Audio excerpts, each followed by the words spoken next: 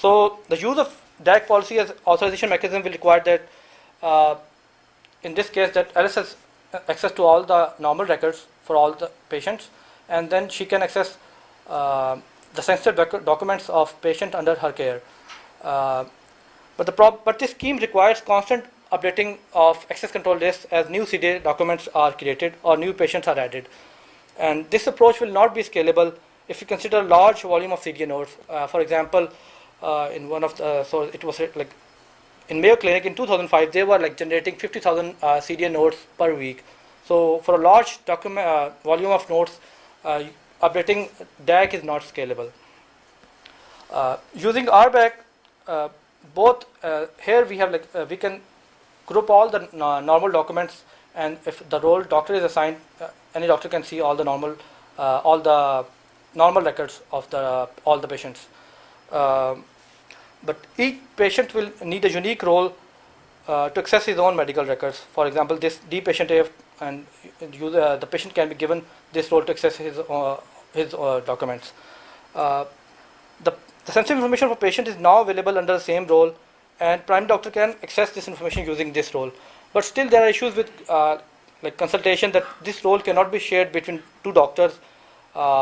If a role is given to a doctor, then he may have the permission for all the sensitive documents, whereas a patient will just like to give permission on one document among his all sensitive documents. So this is just to we have the DAC gives the benefit of discretionary access, whereas RBAC has the benefit of being scalable, and we can add the context information. So we propose using policy machine, we can have move the sensitive information both DAC and RBAC policies, and keep the normal records in RBAC. And now if a user tries to access sensitive information, he has to meet both the RBAC and DAC policies. Only then he is allowed to access this sensitive information. This has some show you that this is how we are implementing these policy this hypothetical scenario in policy machine. Now in RBAC, the Alice has information for all the documents, and in DAC she's given a permission for sensitive documents for her own patients only. During reference mediation, she has permission for she will not be given permission for C and D, because these documents are also in DAC policy here, and she has not permission for these documents in DAC policy. So a user is given permission for an object only if he has permission in all the policies. If an object is in two policies, the user has to have permission in both the policies, DAC and RBAC in this case. So here access of users to health records is controlled by policy machine. Different type of clinical data can have different security requirements, and multiple policies can be enforced on a single document according to the requirement. A user request to access any clinical document is evaluated by policy machine by checking the status of a user under a policy, and available permissions to clinical documents are assigned to the user. The multimedia objects which are part of a clinical document may have different permissions. For example, a doctor may be able to see a radiology note under RBAC, but not this X-ray image, which might be declared sensitive by the patient and is under DAC policy. So, and the image is only available to the surgeon who is treating the patient. So we can apply different permission for objects embedded in the clinical documents. This is the architecture with the new modifications. All the clinical documents and the related multimedia content is stored in the policy server. The user is logged into session manager after authentication. The session simulator communicates with policy server, and after visual object system computation and subject attribute activation, the relevant objects are displayed to the user under applicable policies. The objects visible to a user in user session can be accessed using CD application developed for policy machine. The healthcare records based on CD are in XML format, and the CD application is launched whenever an XML object is accessed. The application reads the XML object and displays the clinical data and the associated multimedia content to the user. The multimedia content is only displayed by the CD application if the user has permission to access them under some policy. Here we just give some hypothetical requirements for a policy. Any person in role doctor can see normal records of all patients, but sensitive records are available for access to the doctor for his own patients only.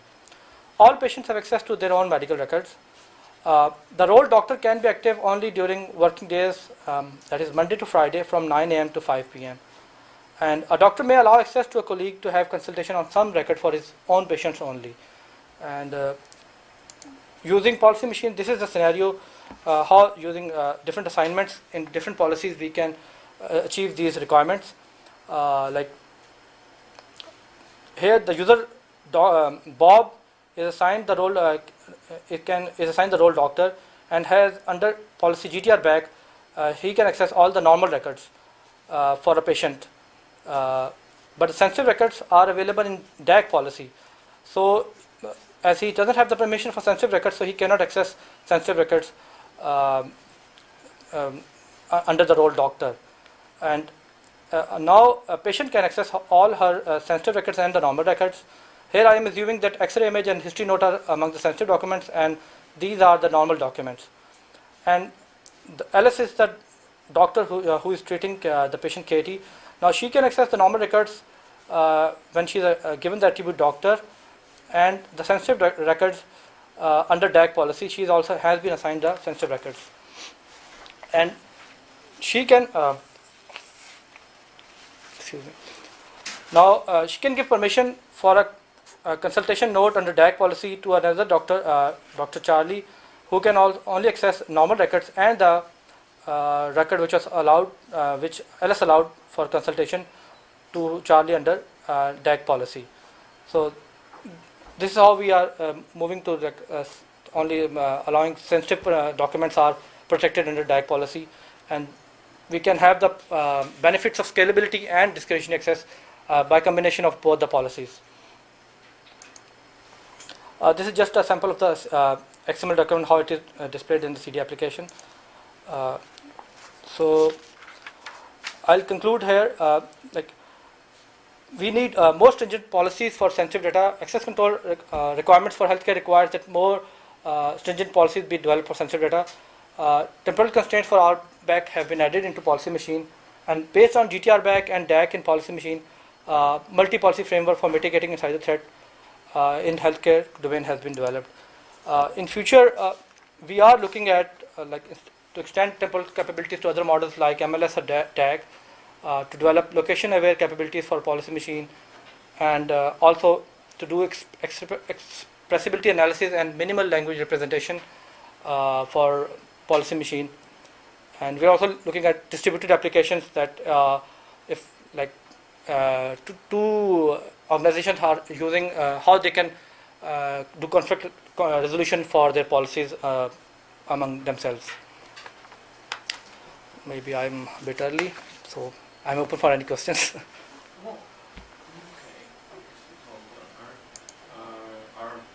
Are there any questions?